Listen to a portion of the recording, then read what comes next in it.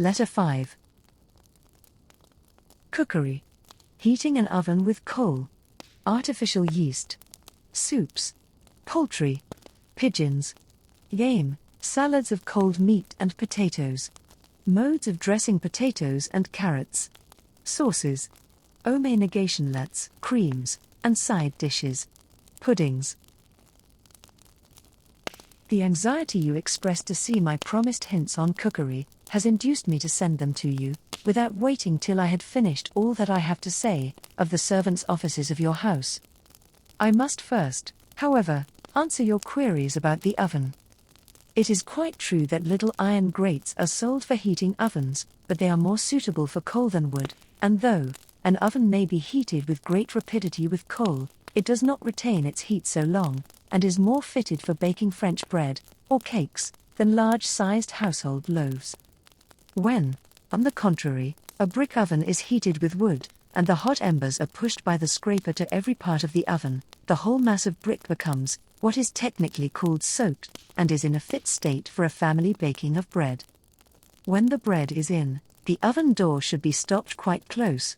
But, over the door, is a small opening called the stopper, which should be opened when the bread has been in a little time, in order that the vapor from the bread may escape. It is from not attending to this, that home-baked bread is so frequently heavy. You ask me how to make yeast. It may be made by putting a teacupful of split peas into a basin and pouring about a pint of boiling water over them. A cloth is then put over the basin, and it is set near the fire to keep warm. In about 12 hours it will begin to ferment, and a kind of scum will rise, which may be used as yeast. This is called Turkish yeast, but a better method is practiced by the Americans, which is as follows. Take as much hops as may be held between the thumb and finger, put them with a few slices of apples into a quart of water, and boil the whole for about 15 or 20 minutes. Then strain the liquid, and when it is lukewarm, stir in a little flour with 3 or 4 tablespoonfuls of treacle, so as to make a thin paste. Then, set the whole in a warm place, and in a few hours, the fermentation will be sufficiently strong to allow enough flour and water to be added, to make a proper sponge for bread. If you have a small quantity of yeast, it may be increased in the following manner. Take 1 pound of fine flour, and mix it to the thickness of gruel, with boiling water, add half a pound of brown sugar, mixing the whole well together.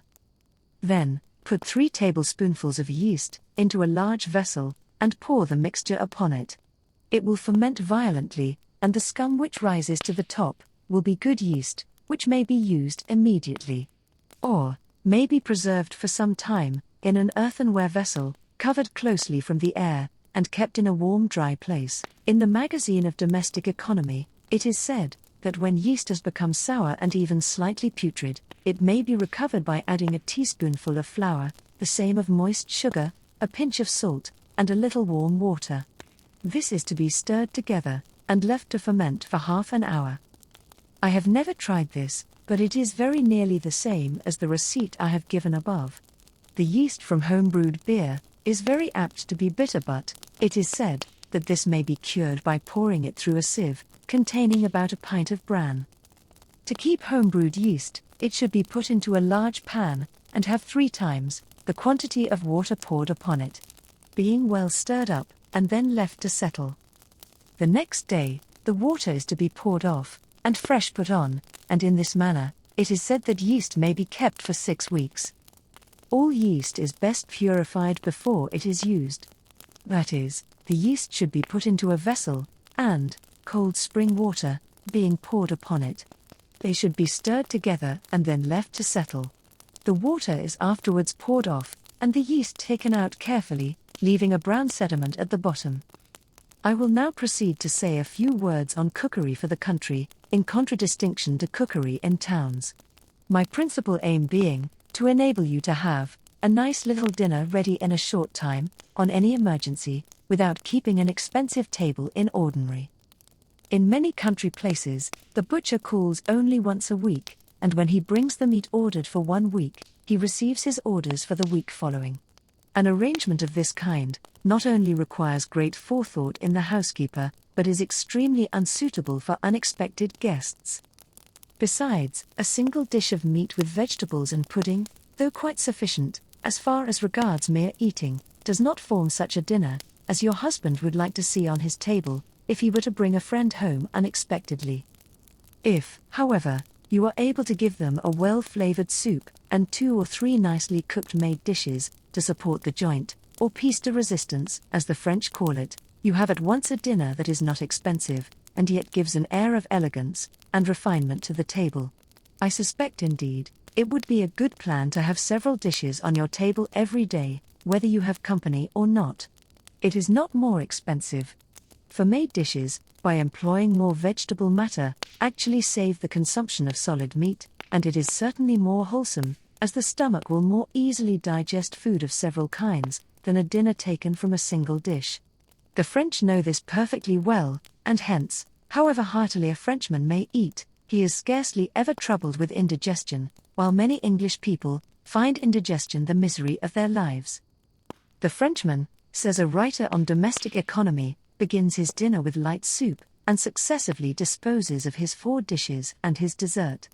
The whole quantity that he has eaten is, however, much less than the Englishman's meal from his single joint, and he experiences no inconvenience.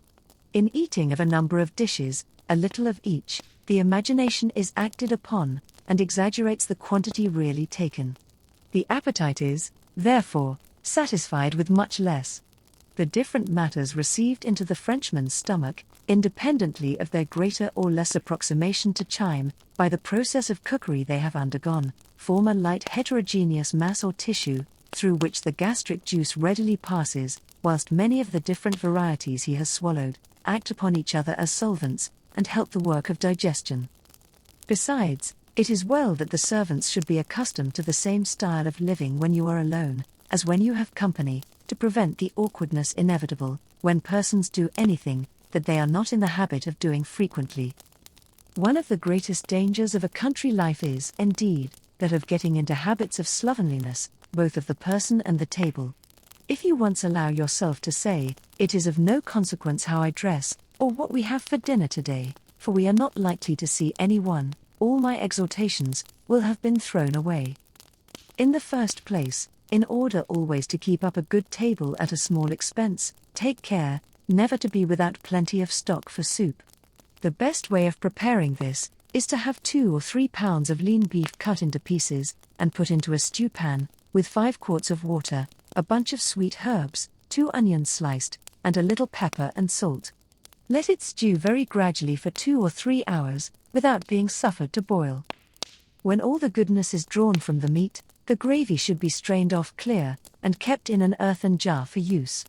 When a stock like this has been provided, it is easy to make any kind of soup from it that may be required. For instance, if hare soup be wanted, it is only necessary to cut a hare in pieces, and to let it stew gradually in this gravy, till it becomes tender. If a vegetable soup be desired, it is simply adding onions, carrots, and turnips cut into dice, with perhaps a little celery, and a few cabbage lettuces cut small, or these vegetables may be cut in slices, and fried in butter, and then stewed till tender in the soup, which should have been previously thickened with a little butter worked up with flour. On other occasions, the soup may be varied by adding macaroni, rice, or vermicelli, or, in fact, anything else, usually added to soups, or partridges or giblets may be stewed in it, according to circumstances.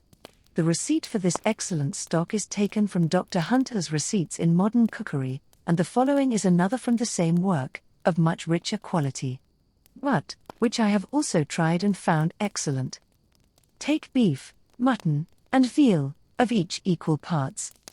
Cut the meat into small pieces, and put it into a deep saucepan with a close cover, the beef at the bottom, then the mutton, with a piece of lean bacon, some whole pepper black and white, a large onion in slices, and a bundle of sweet herbs. Over these put the veal. Cover up close, and put the pan over a slow fire for 10 minutes, shaking it now and then. After this, pour on as much boiling water as will a little more than cover the meat. Stew gently for the space of 8 hours. Then put in 2 anchovies chopped, and season with salt to the taste. Strain off, and preserve for use. If properly made, This gravy will become a rich jelly, which will keep good a long time, and a piece of which may be cut out occasionally. When a made dish or a rich soup is wanted in haste. The two following receipts for impromptu soups are from a French cookery book. The first is called Soup Made in an Hour. Cut into small pieces, a pound of beef and a pound of veal. Put them into a casserole, or wide shallow saucepan, with a carrot and an onion cut in slices. A few slices of bacon, and half a glass of water. Hold it over the fire for a short time till the meat and vegetables begin to become brown, taking care, however, that they are not burnt. Then pour over the whole a pint of boiling water, and let the soup stew gently, for about 3/4 of an hour. The soup only then requires to be strained through a sieve to be fit for use. The other is for soup made in a minute, and it consists in taking the congealed gravy from roast meat, either from the dish or from under the dripping, after the dripping has become cold and has been removed, in the proportion of 1/4 of a pint of jelly to a quart of boiling water, and adding pepper and salt to the taste. An excellent white soup may be made by boiling a knuckle of veal down to a strong jelly, with a bundle of sweet herbs, and another of parsley. The liquor should then be strained from the meat and herbs, and flavored with mace and nutmeg, adding milk or cream, and thickening with arrowroot. A few Jerusalem artichokes or young turnips, particularly the telto turnips, boiled quite soft, and rubbed through a sieve, are a great improvement to this soup, which is also much improved by the addition of celery. Partridges stuffed with forcemeat and stewed in the stock of this soup, till they are perfectly tender, but not so much so as to fall to pieces, make a delicious dish, but in this case, the soup will not require either to be flavored with mace and nutmeg, or to be thickened, unless it is wished to be very rich. I have only to add to my chapter on soups, that it is an excellent plan to have the bones of a sirloin of beef, or roast leg of mutton, the remains of a hare, or, in fact, anything of that kind, put into a large deep earthen pan, with rather more. Then enough water to cover them, a couple of carrots sliced, and perhaps a leek or an onion. The pan should then be carefully tied down, or have a cover fitted on it, and it should be put into an oven, after the bread has been drawn, and suffered to remain all night. This makes an excellent consommé, or stock for soups, and it is a good plan to have a stock of this kind prepared every time there is a baking of bread, so as to have the oven in a proper state, as it not only saves the purchase of fresh meat for soup, but makes an excellent use of food that, under other circumstances, would very probably be wasted, or given to the dogs. The liquor in which veal or fowls have been boiled, should always be saved, and when cold, after the fat has been removed, it should be poured off clear from the sediment and used as a stock for white soups. And the scrag end of a neck of mutton, the root of a tongue, and various other portions of beef and mutton, which would be unsightly, if sent to table, should, also, always be stewed down for brown soups. In the latter case, if the stock made in this manner looks pale or dingy, it may have a rich color given to it by the following composition, which is also useful for made dishes and sauces. Put 1/4 pound of lump sugar into a pan, and add half a gill, that is, 1/4 pint, of water, with half an ounce of butter. Set it over a gentle fire, stirring it with a wooden spoon, till it appears burnt to a bright brown color, then add some more water. When it boils, skim, and afterwards strain it, and then put it into a bottle, which should be kept closely corked, till the composition is wanted for use. I shall say nothing about roast meat, or any of the routine of ordinary cooking. But, I shall confine myself to occasions, when it may be desirable, to add a few extemporaneous dishes to the table, and on these occasions, the poultry yard and the dovecot will be found of the utmost importance. Any kind of poultry will be tender if cooked as soon as it is killed, though it will be tough if kept till the following day, and the feathers may be removed almost instantaneously, by dipping the dead bird for a moment into boiling water. The only objection to fowls is, that many persons, particularly gentlemen, are very apt to become tired of them, if they are served too frequently, and it is therefore advisable to vary the modes of dressing them as much as possible. Sometimes fowls may be stewed with rice, that is, when about half boiled, 1/4 pound of rice and a little mace may be added to the water, or a little white stock for soup, or veal broth, may be added. At other times, a forcemeat may be made for roast fowl, by boiling about 1.5 dozen of sweet chestnuts, and pounding part of them with the boiled liver of the fowl, and about 1/4 pound of bacon, adding parsley and sweet herbs chopped very fine, with pepper, salt, and other spices, to the taste. Fill both the body and the crop with this mixture, and then roast the fowl. When it is done, make a sauce by pounding the remaining chestnuts very smooth, and putting them with a few spoonfuls of gravy and a glass of white wine, into some melted butter. The sauce is generally poured over the fowl, when it is served up. The preceding dish is one of those recommended by Dr. Hunter, and the following is his mode of making what are called friar's chickens. Take 2 or 3 chickens, and cut them into 4 quarters, put them into the necessary quantity of water. When boiled enough, throw into the boiling broth the whites and yolks of 2 or 3 eggs, and a handful of parsley shred small. Beat up, and add some salt and black pepper. When thrown into the boiling broth, stir it gently, to prevent the eggs from curdling into large pieces. Serve up in a tureen. I think it better to beat up the eggs well, with some of the broth, and to mix them gradually, as it is very difficult in any other manner, to prevent them from curdling. The following is Dr. Hunter's receipt for Dunelm of chickens. Take a few fresh mushrooms, peeled and dressed as for stewing. Mince them very small, and put to them some butter, salt, and cream. When put into a saucepan, stir over a gentle fire, till the mushrooms are nearly done. Then, add the white part of a roasted fowl, after being minced very small. When sufficiently heated, it may be served up. If fresh mushrooms cannot be had, a very small quantity of mushroom powder or a little catsup may supply their place. The French frequently put some rice tied quite loosely, in a cloth, into the pot with the fowl, when it is to be boiled, and, when the fowl is sufficiently done, they cut it up, and fricassee it, by putting the pieces into a casserole, with a lump of butter worked into a paste, with a dessertspoonful of flour and a wine glassful of water, and the same quantity of new milk, with salt, white pepper, mace, etc. to the taste.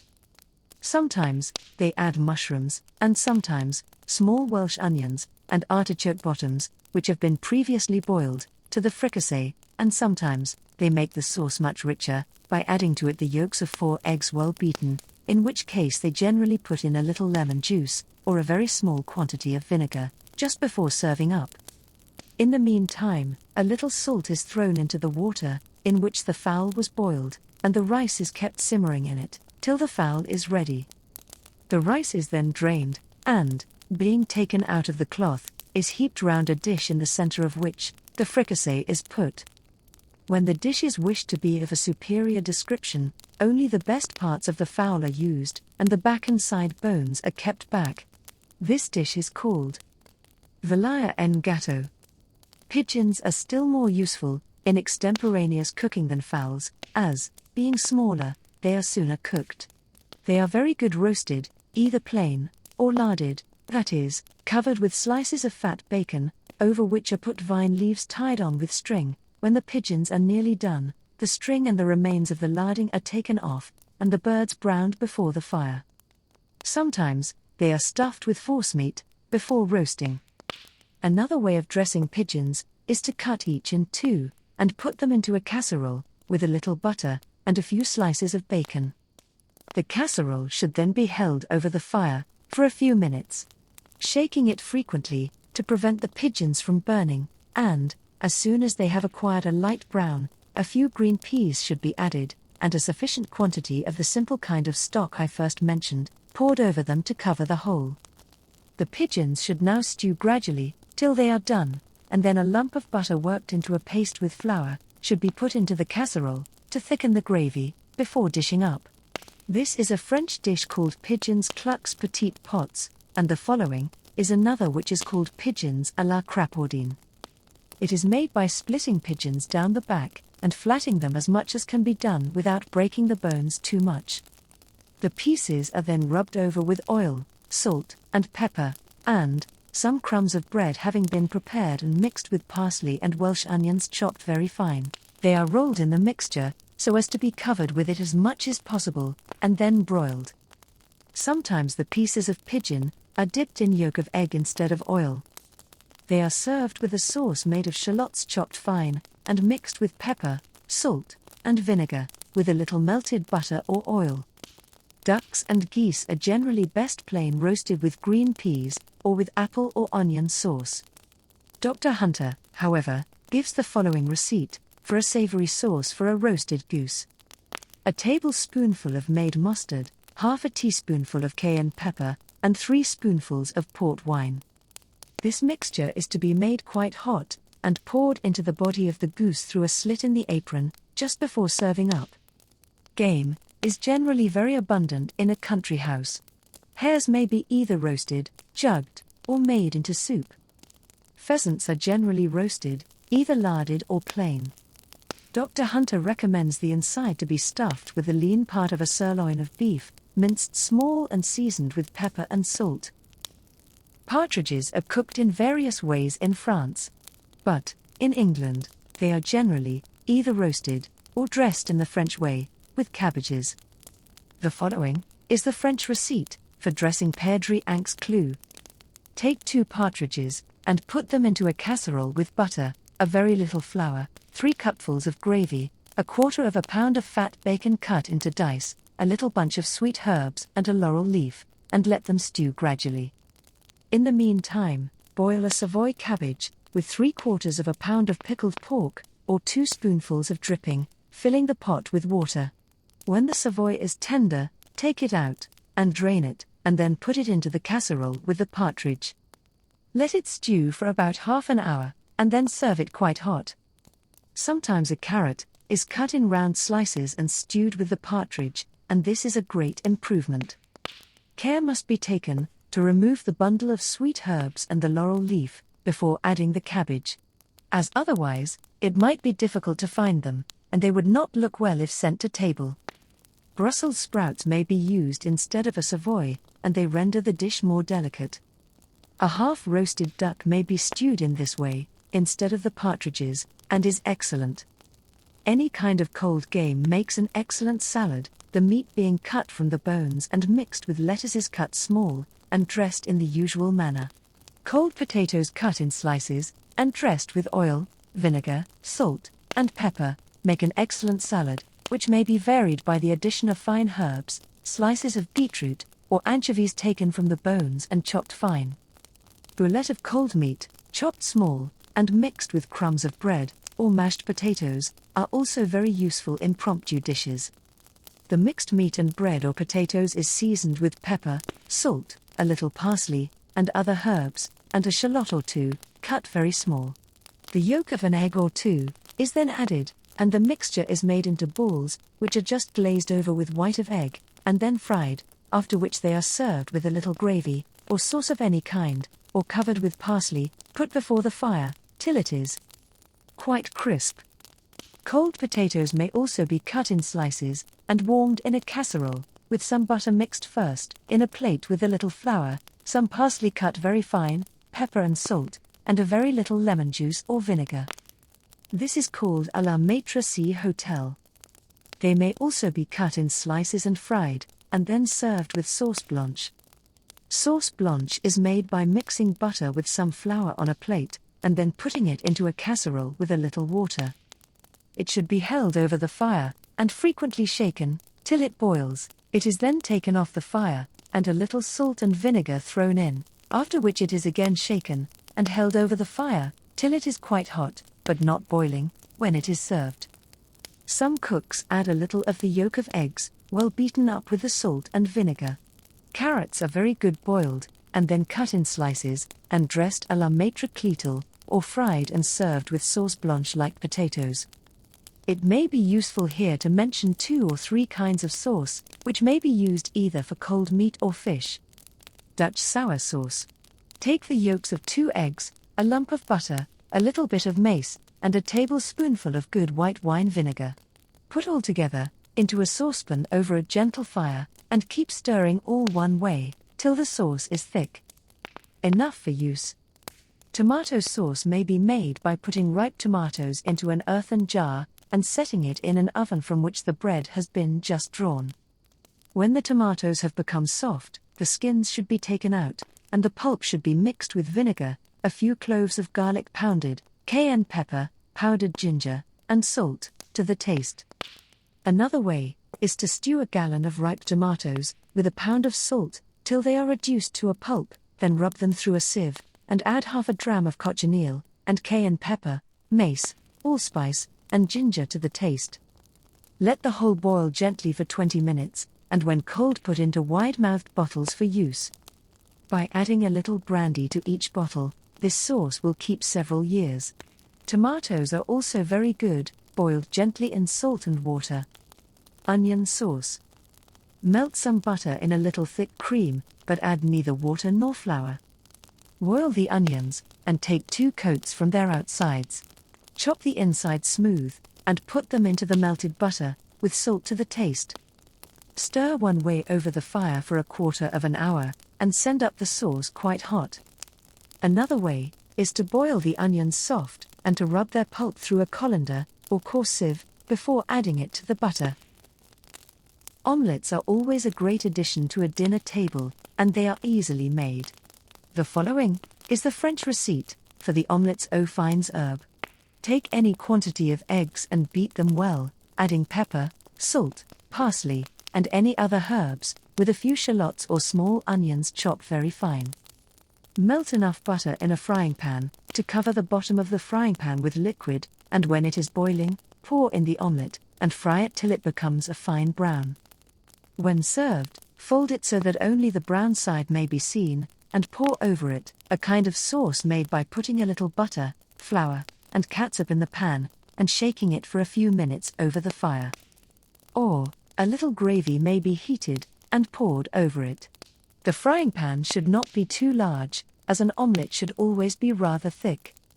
About 6 or 8 eggs will make an omelette of the ordinary size, and about 2 ounces of butter will be required for frying it. Other omelettes may be made by omitting the herbs, and adding mushrooms cut very small, or mushroom powder, grated ham, grated cheese, or, in fact, any other substance that may be thought desirable. Dr. Hunter gives the following receipt for a potato omelette. Take 3 ounces of potatoes mashed, and add to them the yolks of 5 eggs, and the whites of 3. Add white pepper, salt, and nutmeg, to the taste. Fry in butter, and serve up with clear gravy, to which some add a little lemon juice. Sweet omelettes may be made by adding to the eggs, orange flower water and sugar, or grated lemon peel and sugar, or marmalade of apples or apricots, or raspberry or currant jam. The omelette is then fried in the usual way, but it is usually served without doubling it up, sugar being grated over the upper side after it is put in the dish, which is then set in front of the fire for a few minutes. Or the omelette is browned by holding over it a flat red-hot iron, called a salamander. The following is a receipt for making an omelette soufflé, taken from a French cookery book. Break 6 eggs, separate the whites from the yolks, and beat up the latter with 4 ounces of grated lump sugar, and a little orange flower water. Or the rind of a lemon cut very fine, or grated. Then, beat the whites of the eggs into a froth, and mix them quickly with the yolks, and pour them into a dish in which 2 ounces of butter have been melted, and which is quite hot. Hold a salamander over the eggs for about 5 minutes, when they will rise in blisters. Then, sprinkling a little powdered sugar over the dish, serve it quite hot, without losing a moment, as, if it be allowed to cool, the puffed up part will fall, and the appearance of the dish will be spoiled. When this dish is made in England, the butter is generally melted in a frying pan, into which the eggs are poured, and suffered to fry, for a minute or 2, after which the omelette is put into a hot dish, and set in the oven to rise. A little grated sugar is then sprinkled over it, and it is served immediately. Beignets des pommes are slices of apple sprinkled with powdered sugar and grated lemon peel, and then steeped for 2 or 3 hours in brandy. They are then taken out of the liquor, and dipped in flour, and fried, after which they are served covered with powdered sugar. Apricots and peaches, peeled and cut in 2, are dressed in the same manner. Sometimes the apples or other fruit are dipped in a light batter, before they are fried, and these are called beignets en pointe. The flowers of the Judas tree, and vine leaves, sugared and steeped in brandy, and the young shoots of the vegetable marrow, all make nice dishes when dipped in batter and fried. Fromage à la crème is a very elegant addition to the dessert. It is made by taking a pint of new milk and adding to it a spoonful of rennet, and keeping it warm till the curd rises. The curd is then carefully taken up without breaking it, and laid in a wicker basket, or on a sieve, to drain. When nearly all the whey has run off, it is served with cream poured round it, and sugar grated on the top.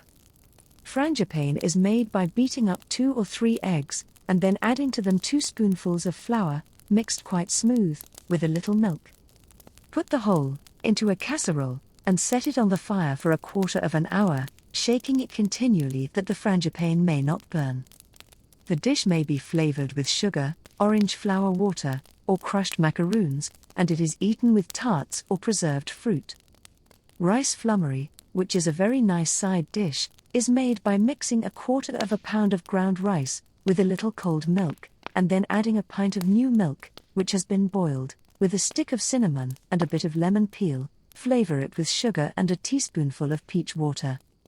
Boil it up, stirring it carefully, and then pour it into a mold. Dutch flummery is made by boiling 2 ounces of isinglass in 3/2 pints of water very gently for half an hour. Strain the liquor, and add a few lumps of sugar, which have been rubbed on the rind of 2 lemons, and the juice of 3 lemons strained. Then beat the yolks of 7 eggs, and add them gradually. Put the whole over the fire, and stir it carefully, all one way, till it boils, and then pour it into a mold, or, put it first, into a basin to settle, before putting it into the mold. The whites of the eggs beaten up to a froth will look very pretty over preserves, or they may be colored with some kind of preserve, to form a dish. The following is a receipt to make rice cream, which was sent to me by a friend, and is said to be most excellent. Take a quarter of a pound of ground rice, 1 quart of cream, the peel of a lemon, and a small piece of butter. Put all into a stewpan, and place it over the fire, stirring it carefully till it boils, when it should be of about the same thickness as bread sauce. After boiling 2 minutes, add a spoonful of prepared isinglass, and turn it out, as you would any other cream. Send it to table with a little raspberry or currant syrup. For impromptu cheesecakes, take a quarter of a pound of butter, and the same quantity of pounded lump sugar, 2 eggs well beaten, and the juice of a lemon, with the grated rind. Beat the butter into a cream, and mix the whole well together. Then, put some light puff paste in patty pans, and drop a little of the mixture into each. Another way of making cheesecakes is to take, of butter, sugar, and sweet almonds, each a quarter of a pound, the yolks of 4 eggs, with the white of 2, and the grated rind of a lemon.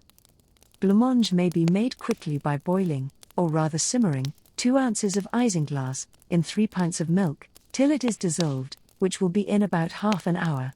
Then, strain it into a pint and a half of cream, sweeten it, and add a little peach water, to give the flavor of almonds. Let it boil up once, and then stand a few minutes to settle, before it is put into the molds. Use tin molds, and set them in cold pump water. Changing the water when it becomes warm, and the blancmange will very soon be quite firm. For syllabubs, to 1 quart of cream put the rinds and juice of 2 lemons, a teacupful of white wine, 2 tablespoonfuls of brandy, and a little nutmeg. A Devonshire syllabub, or junket, is made by putting a pint of cider, with 2 tablespoonfuls of brandy, and sugar to the taste, into a large bowl, and milking upon it, till the bowl is nearly full. In 20 minutes, some clotted cream is heaped up in the middle of the dish, and powdered cinnamon, grated nutmeg, and harlequin comfits strewed over the top. When cider cannot be procured, half a pint of port is used instead, omitting the brandy, and when a cow is not accessible, lukewarm milk, poured from a coffee-pot spout, held up as high as possible, will do almost as well. I am now going to say a few words on puddings, and I suppose I must begin with plum puddings, though they all take a long time to boil, and are therefore unfitted for our purpose. As you know, I only profess to treat of impromptu dishes. The first of these receipts was given to me by a friend at Newcastle upon Tyne, and is called a Victoria pudding. Take half a pound of flour, half a pound of currants, a quarter of a pound of suet shred very fine, a quarter of a pound of moist sugar, half a pound of mashed potatoes, a quarter of a pound of carrots, boiled and beaten smooth, and 1 ounce of lemon peel. Mix all well together, the night before the pudding is wanted, and boil it 4 hours. It is singular enough that 2 other receipts have been sent me, by different friends, something similar to this, which I give below, that you may choose which you like best. Take of flour, suet chopped fine, currants, raisins, and grated carrot, half a pound of each. Mix the ingredients well together, without any liquid, and boil 5 hours. A little grated lemon peel may be added, and the pudding should be served with sweet sauce poured over it. The other receipt is as follows: take of grated bread, mashed potatoes, grated carrot, chopped suet, currants, and sugar, each a quarter of a pound, 2 eggs beaten up with a little salt, and a little grated nutmeg and lemon peel, with a very little powdered cinnamon to flavor it. The ingredients should be mixed well together, and boiled in a tin mold for 2 hours. The following is called Sir Joseph Brooks's plum pudding. Take the crumb of a 2-penny loaf, 6 ounces of suet, 2 apples grated, 3 ounces of sugar, the rind of a lemon grated, a little candied orange, half a pound of currants, 2 tablespoonfuls of flour, the yolks of 4 eggs, half a nutmeg, a little ginger, and 3 tablespoonfuls of brandy. Mix all well together, and boil 2 hours. 8 ounces of apple or gooseberry pulp, with 5 ounces of sugar, may be substituted for the suet. A French apple pudding is made by baking or stewing some apples with sugar, till they become a sort of marmalade. A custard is then made of half a pound of sweet almonds, blanched and pounded smooth, with 1 ounce of bitter ones, half a pint of cream, the yolks of 2 eggs, and the white of 1, and poured over the apples, which should then be baked in a slow oven. This is what is called a French apple pudding by Dr. Hunter. But, an apple pudding, as it is made in France, is as follows: take 12 moderate-sized apples, pare and core them, and then put them into a saucepan with 4 or 5 tablespoonfuls of water. Stew them till they are soft, and then mix them, with half a pound of powdered lump sugar, the juice of 3 lemons, and the grated rind of 2, and the yolks of 8 eggs well beaten. Mix all well together, cover a dish with a light puff paste, and pour the mixture into it. Put it into the oven, and bake it half an hour. A parsnip pudding is made by boiling 2 parsnips, draining the water from them, mashing them, and adding grated bread, the yolks of 2 eggs, sugar and spice to the taste, and a little cream. The whole, when mixed, is poured into a light puff paste, and baked. The following is a receipt for an almond pudding, given to me by the same friend who sent me the Victoria pudding. Take 5 or 6 bitter almonds, blanched, and pound them in a mortar, with 7 or 8 pieces of lump sugar. Then beat up the yolks of 2, and the whites of 3 eggs, and add them to the almonds and sugar, with 2 spoonfuls of cream, made lukewarm. Pour the whole into a mold or basin well buttered, and steam it for 20 minutes. To make a cabinet pudding: butter a pudding basin, and line the inside with a layer of raisins that have been previously stoned. Then cut some thin bread and butter, taking off the crust, and fill the basin with it. In another basin, beat up 3 eggs, and add to them a pint of milk, with sugar and spice. Mix all well together, and pour the whole into the first basin upon the bread and butter. Let it stand half an hour, and then tie a floured cloth over it, in the usual manner, taking care that the basin is quite full. This is a most delicious pudding, and when turned out of the basin it has a singular appearance, the outside being quite covered with raisins.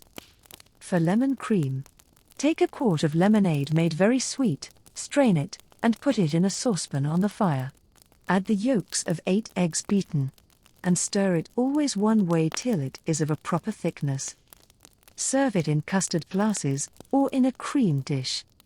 To make the lemonade, dissolve 5 ounces of sugar in 2 pints of boiling water, having previously, with part of the sugar, rubbed the yellow rind off a lemon, then add the juice of 3 lemons. Some persons put the lemon and sugar into a jug and pour the boiling water upon them. I think you will now be as much tired of reading receipts for cookery as I am of writing them, and therefore, I will only add 2 receipts for making pork pies, the first of which is the mode practiced in my native county, Warwickshire. Half a pound of lard is put into a saucepan containing a quart of water. The saucepan is set on the fire, and stirred till the water boils. The boiling lard and water is then poured slowly into as much flour as will suffice to make it into a smooth and very stiff paste, and mixed with a wooden spoon, after which it must be beaten with a rolling pin. When the ingredients are thoroughly incorporated, the paste is put into an earthen pan, covered with a linen cloth, and placed near the fire, where it is left for about half an hour. The meat is now prepared by being separated from every particle of bone, skin, and gristle, and cut into pieces about the size of dice. Care is taken to keep the fat and lean separate. But both are well seasoned, with pepper and salt. A piece of the paste large enough to form 1 pie is then broken off the mass, and the rest is again covered up, as it cannot be worked if it is too cold, though it will not stand if it is too warm. If it breaks and crumbles, instead of being plastic, it is too cold, and if it is too soft, and falls when raised, it is either too warm or too rich. When it is of just the right heat to bear being molded, and yet to retain whatever shape may be given to it, the piece of paste is worked with the hands on a paste board, into the form of a high-peaked hat, with a broad brim, and then, the peak of the hat, being turned downwards on the board, one of the hands is put inside the hat, and the other used to raise and smooth the sides, till the pie is gradually worked into a proper shape. The meat is then put into the crust in layers, 2 of lean to 1 of fat, and pressed as closely as possible, in order that the pie may cut firm when cold. When the pie is quite full, the lid is put on, and wet round the edge to make it adhere to the top of the walls, on which it is laid. The 2 being pinched together, in order to unite them more thoroughly. In Leicestershire, and some parts of Staffordshire, a layer of raisins is often put below the meat, and, in Northamptonshire, pork pies or pasties are made with the same kind of crust as I have described, but, instead of being raised, it is rolled out, and then cut into pieces of a proper size for the top and bottom, with a long piece of the necessary width for the sides. The bottom is cemented to the walls with egg, the 2 parts which are to adhere, being pinched together, and the crust is filled with well-seasoned meat, put in layers of fat and lean as before. The lid is then put on, and, after it has been made to adhere to the walls, it is washed over with a feather dipped in white of egg. These pies are frequently baked in a tin, which is made so as only to support the walls, and is fastened on one side, with a kind of skewer, which may be drawn out, so as to allow the tin to be removed without breaking the crust.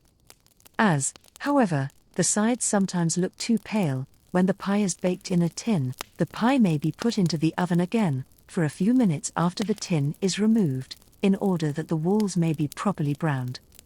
All pork pies should be baked slowly, on account of the solid nature of the meat, and a hole is generally made in the middle of the lid to let out the steam. No water should be put into the pie when it is made, but, when it is baked, a little gravy made from the bones of the pork may be poured in through the hole in the lid. Pork pies are never cut till they are cold. Those persons who dislike lard may use butter instead of it for the crust. But it is not quite so good.